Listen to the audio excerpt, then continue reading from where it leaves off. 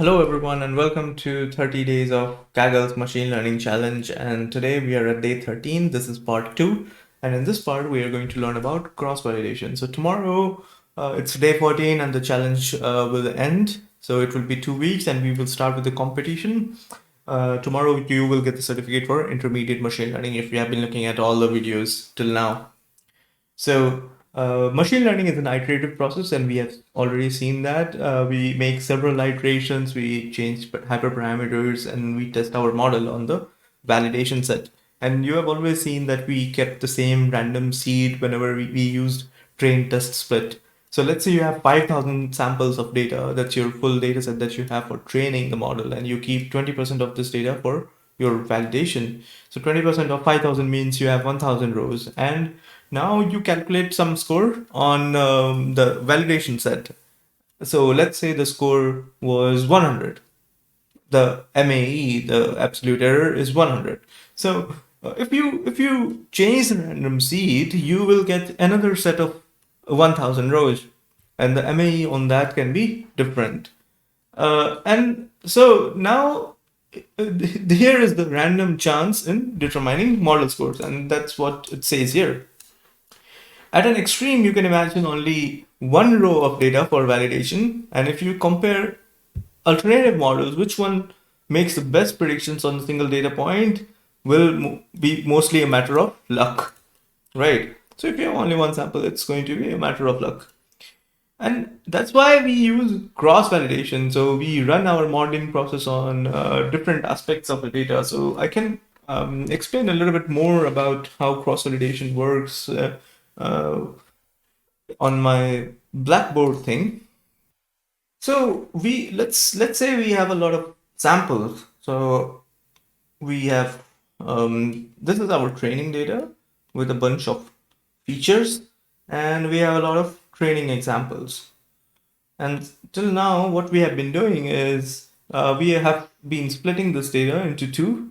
So this is your training set, and the smaller one will be validation set. So now some of these samples go to validation set. So this is val and this is train. Okay, now in cross validation, there can be several different types of cross validation. And you iteratively go through each and every split. Now, what is a split? So this is a split here. Okay, so there can be many different types of cross validation. A very simple cross validation that we can use almost everywhere is Kfold. So for regression problems, you can use Kfold easily.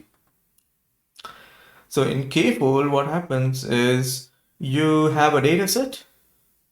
Let's say this is your data set, and it's divided into K parts. So 1, 2, 3, 4, 5, 6.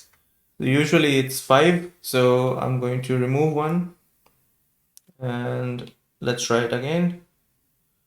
Okay, 1, 2, 3, 4, 5. And this is your training set. So these are the rows of training set. So the first step that we do is we shuffle the data. Shuffle the data and then divide it into 5 parts. Divide the shuffle data into 5 parts. And now what you do is you train your model. Let's say if you want to train, so these are called folds. So fold 1, fold 2, fold 3, and so on. So now you want to train your model on fold 1. And what it means is you take all the samples from your training set where fold is not equal to 1. So this becomes your training set, and you take all the samples from the training set where fold is 1. So this becomes your validation set. Validation set. Now what you do is you train your model on the training set, you evaluate it on validation set, calculate the error or metric that you want to calculate, and this error will be the error of fold 1 because you have evaluated your model on fold equal to 1. Now you repeat the same process for fold equal to 2. So now you have 1 is gone, and now you have 2. Okay, you train the model and get the score and everything, and now you have 5 scores or 5 errors. So scores equal to list, score 1, score 2, score 3, score 4, score 5. Okay, so now you have 5 scores, and your mean error or mean score. So let's say if our score is MAE, so your mean MAE will be just the mean value. So you can do it using numpy and p.mean of scores. And this value will be much more robust, right? There will be a little variance. You can also check what is the standard deviation, what is the variance between all different folds. The idea is whenever you split your dataset into multiple folds, all folds should generally have the same ratio of labels in it. So if my dataset has 90% of positive samples and 10% negative samples, I should have same in each fold or similar. So I should have 90% positive and 10% negative in fold 1. I should have 90% positive and 10% negative in fold 2, and so on. But K-fold cross-validation does not ensure that. And that's why we use, so K-fold can be used both for classification problem and regression problem. So to keep the ratio of the labels consistent or similar in each fold, we use something called stratified Kfold. Stratified Kfold. And stratified Kfold ensures that in each fold you have the same ratio of positive to negative examples, or like all the classes. If you have more than 2 classes, then it keeps the ratio similar. Okay, so in scikit-learn, you can do from sklearn dot model selection, import kfold and stratified kfold. Okay, and here you specify a parameter stratify, which is your label. So you want to stratify on the label. Okay, there are many more different types of cross-validation schemes. So the holdout, that's something that you have been doing till now, which is okay, and that's perfectly fine if you have a lot of samples. So if you have more than 100K samples or more than 1 million samples, and also depends on how much time it takes you to train. So in these cases, you can take 5% or to 10% data in validation, and you can calculate your score on that. Since you have a lot of training examples and you have 10%, 20% validation set, the score is maybe going to be consistent most of the time. The preferred way always is stratified Kfold. So if you have a problem related to classification, any kind of classification, just choose stratified Kfold blindly and it's going to work. Now we come to regression. There's one more, and that's called leave one out. Leave one out. Now in leave one out, what we do is we have this training examples, and let's say this is one sample.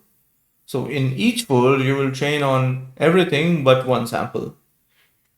In each fold, you're training on everything and except one sample.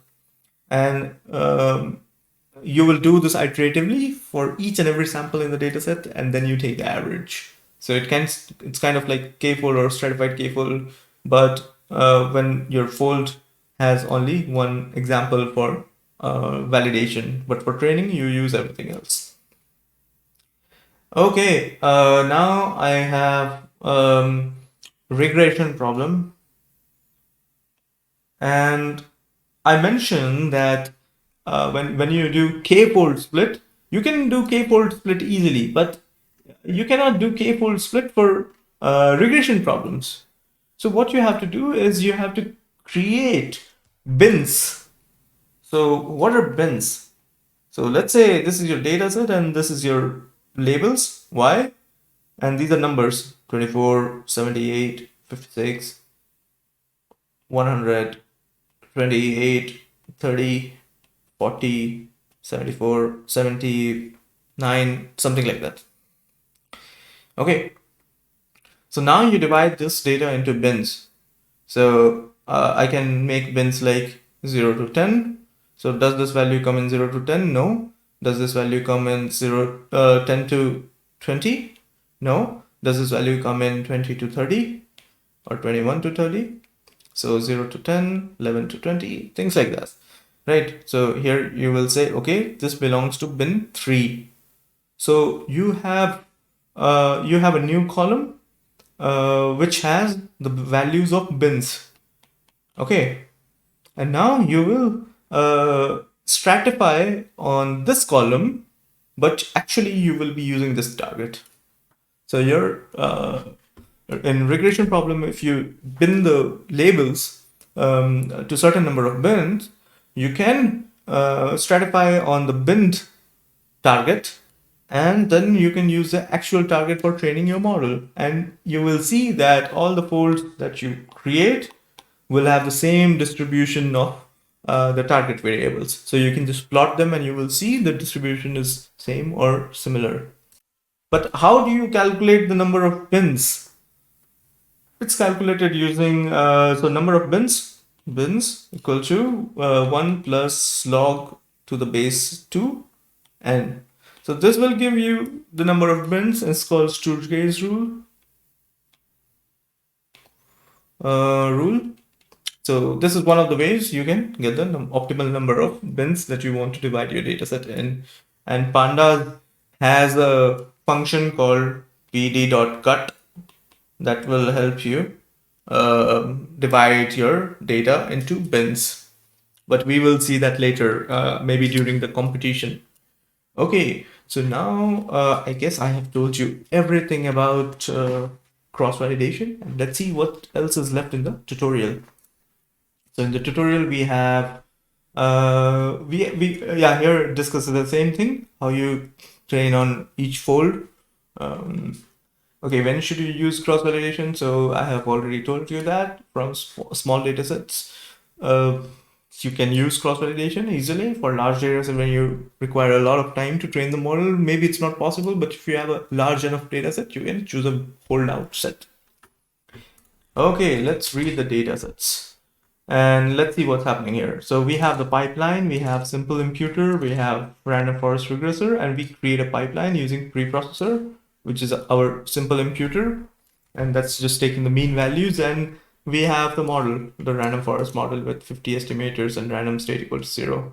So here we are using the Melbourne dataset, and we have specified which columns we want to use. So these are just numerical columns.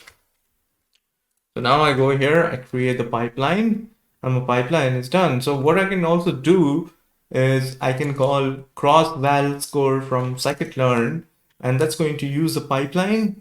It's going to use the full training data set, full targets, obviously, and you specify CV equal to whatever number. So this is like the K in the K-fold.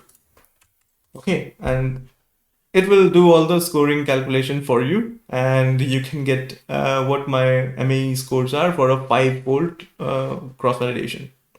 So you see, like, MAEs have some deviation from one fold to another. So now you can calculate the average MAE score, and this is the value that you should trust when you're building the model. And now we can go to the exercise and probably learn a little bit more. So let's run this cell.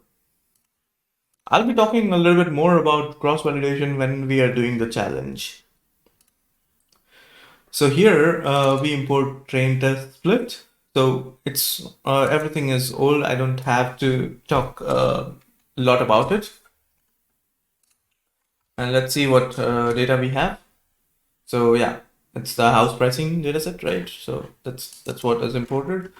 And now I create a pipeline like in the previous part, and I calculate the cross-validation score. So now it's asking you to write a useful function, and the function is getScore that reports average over 3 cross-validation fold MAE of machine learning pipeline that uses data, simple imputer, and random forest regressor. So it's actually pretty simple. So everything has been written here. So you can just take the pipeline. So it's using simple imputer with all parameters left as default to replace the missing values. Okay. I add the simple imputer here and the model here, which is random forest regressors, random state 0, and estimators is supplied. So here instead of 50, you have the n estimators, and now what you do is you calculate the scores. So here you can specify what kind of scoring function you want to use. So this is negative MAE, so that's why you multiply by 1. So that you can check very easily in scikit-learn documentation, which what fits the best. So what works, and then you can choose one that fits best for you. Problem. So did we import numpy? So we did not import numpy. So let's just import numpy here quickly. Import numpy as np. This just makes our life easier. You got the scores. Now you return np dot mean scores. And okay, n estimators equal to n estimators. Random state is this. So okay, so this is not working. Okay, we have to have CV equal to 3, and now it's fine. Okay, so the problem was it requires CV equal to 3. It says 3 cross validation folds. Okay, now we can test a different parameter value. So it says now you use the function in step 1 to evaluate the model performance corresponding to 8 different values for the number of trees in the random forest from 50 to 400. Okay, so this is my results. So you have to store your results in Python dictionary results, where results I is the average MAE returned by getScore I. Okay, so this is a dictionary, and then we loop over all the n estimator values. So for I in range, now we start with 50. We have a step size of 50. So, and we have to go to 400. So we just do this. And so now we have a step size of 50, and we can say score equal to get score I, and here we can just change it to say results I equal to get score. Okay, let's run this and see what happens. So this is going to take a while because now it's training your model 5 times for each step, and you have 8 steps. So your model, so the same model is being trained 8 into 5, 40 times. So you will actually have 40 models, but you just have one. So let's see what happens now. So this is correct, and we can also print results to see what it has. Okay, so I think so now we can just take the lowest value from here. Okay, let's do this this part first. Here it's just using matplotlib to plot the scores, and you see at 200 I have the minimum MAE value. So it's just a simple function which plots a list of x and list of y values on a xy plot. Very simple to start with. So given the results, which value for an estimator seems to be the best for a random forest model? Use your answer to set the value of an estimator's best, and that's 200 for us. And now we can so this is also known as hyperparameter optimization. We use cross-validation to select the best parameter for our model. And this is a question that a lot of people asked previously. So if you have a holdout set and based on that you're finding some parameter and then you fit on the whole set, you probably cannot rely on that. But if you have a large enough training set, then maybe yes. But this is the right way of doing it. So that's it for today. And with that, I would like to end this part and see you tomorrow. If you like the video, do click the like button, do subscribe, and tell your friends about it. And see you. Bye.